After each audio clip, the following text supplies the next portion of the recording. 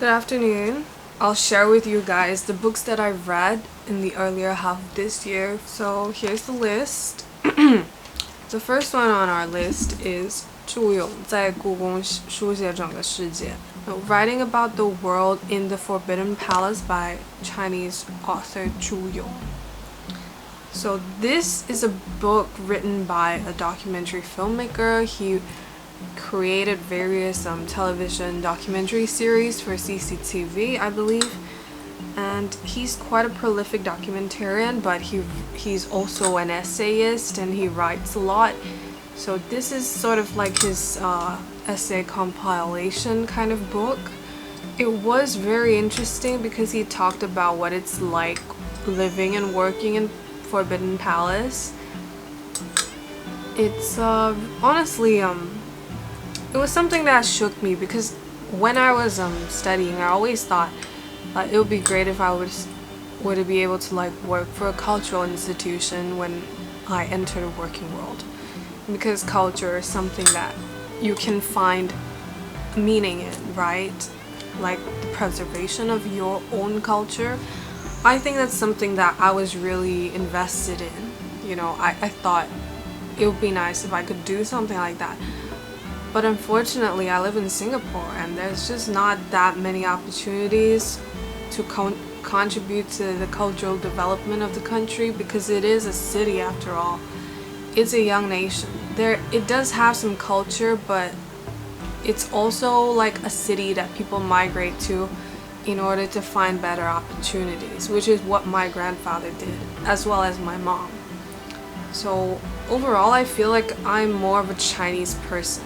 I do not really cling to the identity of I'm a Singaporean, but more of I'm Chinese. What should I know about within my own culture as a Chinese person, you know?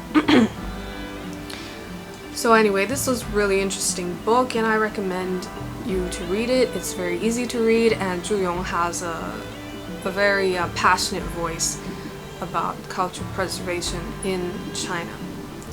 And secondly, we have here Liu Hongnian's 万物之灵. This is a book about various forms of worship in ancient China. So it goes into all forms of worship, including the elemental ones, fire, water, earth, also numbers, actually, various animal worships, and object worship, sort of the type of worship that would be conducted for each of these sort of spiritual symbols back in ancient China. And this looks into the archaeological evidence as well. I would say a anthropological kind of book, but more about specifically worship. It's a very interesting book. It's extremely comprehensive as well, very well researched, but also very easy to read. And if you're interested in the spiritual sort of climate at the time, in the past, before other religions came into being, I think you should take a look at this book. It's great. Next one is Qianmu's 中国思想史. This is a book about Chinese philosophical thought. It's honestly a great introduction into various schools of thought in China, starting from Kongzi, Mozi, Confucianism, Daoism as well. The ancient wisdom of our ancestors is really awesome. It's always been something that I wanted to know more of, but I wasn't really able to study in school. And anyways, I would want to study this in Chinese, and I think they had this class in my school, but it was from philosophy school, and it was English taught. So I was never mind, I'll just go read a Chinese book or something. So this is a great book for that. Next one is one of my favorites on amongst the books that I read early half of this year. Is Peng Fuchun's 论儒道禅. So 论儒道禅is also actually about various schools of thought in ancient China, but I would say it's more of the religious aspect of the schools of thought. So you got Confucianism, Taoism, and also Zen Buddhism, which appeared a bit later.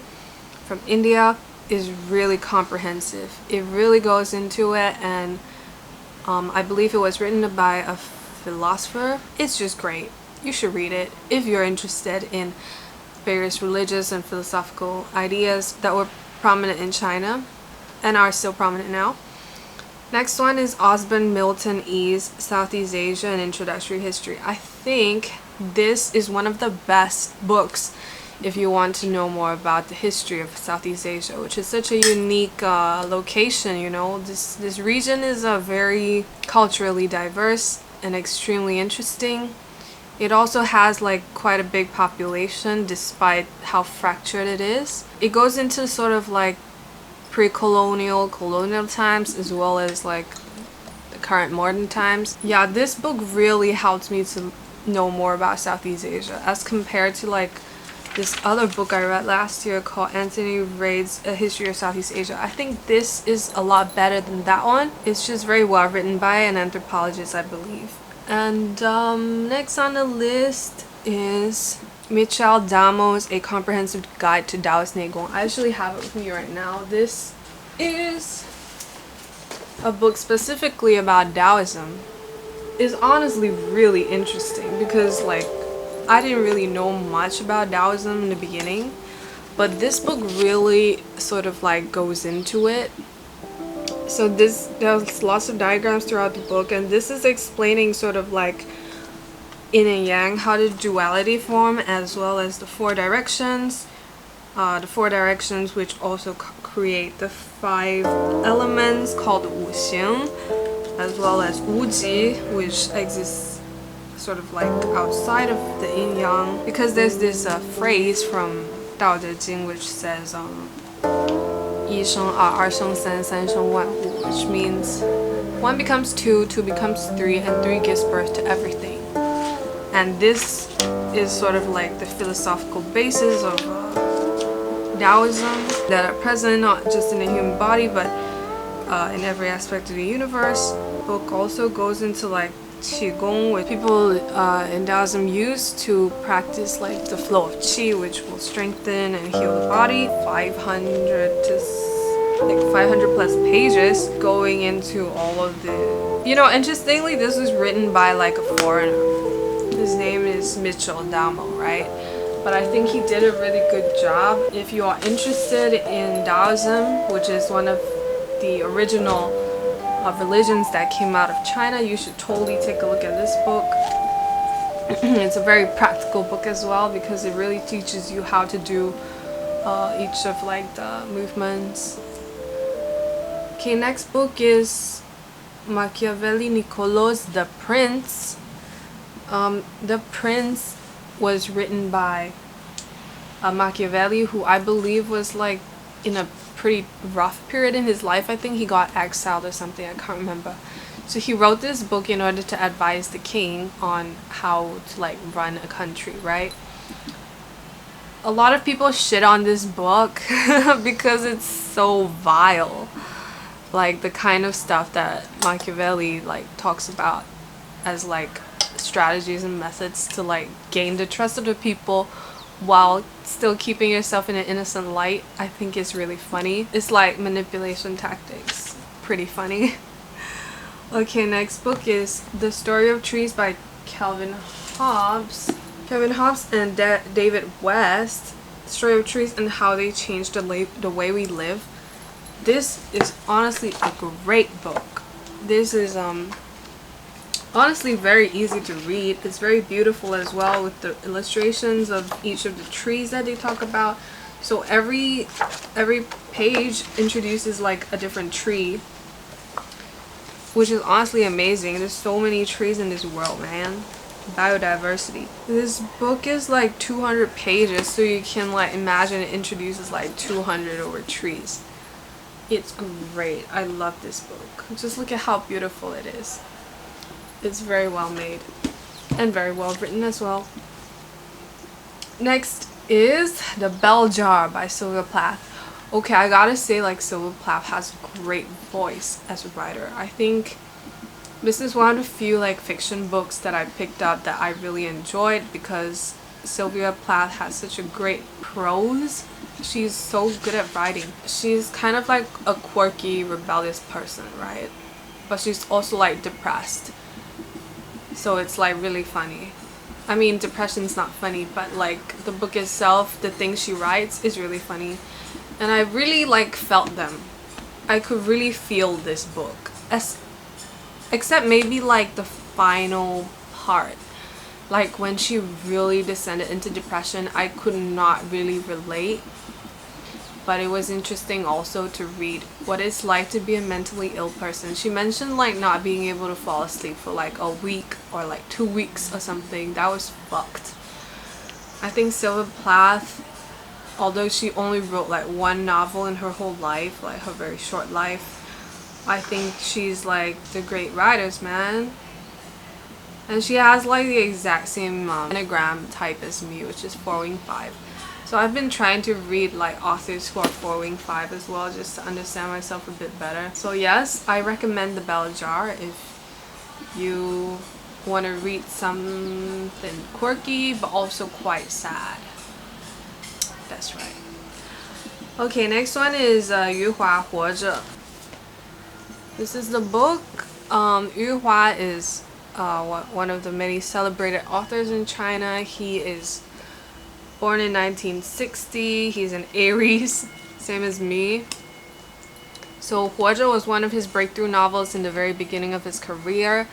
He is, yeah, it was adapted into a film as well by, I believe it was by Zhang Yimou, and it won like a film festival. Was it Cannes or something? But yes, 活着 was generations of pain condensed into a novel. That's what 活着 is. It's suffering, man. But yes, that comes to the end of my book review for first half of 2023. There are many more good books that I'll be looking into. Specifically, like I've borrowed some science fiction novels. I'm currently reading We by Evgeny Zamyatin, which inspired 1984 by George Orwell. It's pretty interesting. If you are interested in science fiction, I believe you should take a look. Another great work in science fiction that's quite lengthy actually is 三体 by Liu Cixin. It was adapted into a TV drama. It's available on YouTube as well. Please check it out. It's really an awesome, really amazing work of science fiction, because the author, I believe, was a physicist. Or was he an engineer? I can't remember. The reason I'm reading more science fiction as well is because I've got a job recently that's a science fiction editor. So I have to brush up. If you're interested in literature and reading in general, please subscribe to my channel. I'll be giving more reviews, recommendations about various books that you can take a look at. Please like and subscribe and comment down below your favorite book or your recommendations that I should read for the second half of 2023. Thank you very much and see you next time.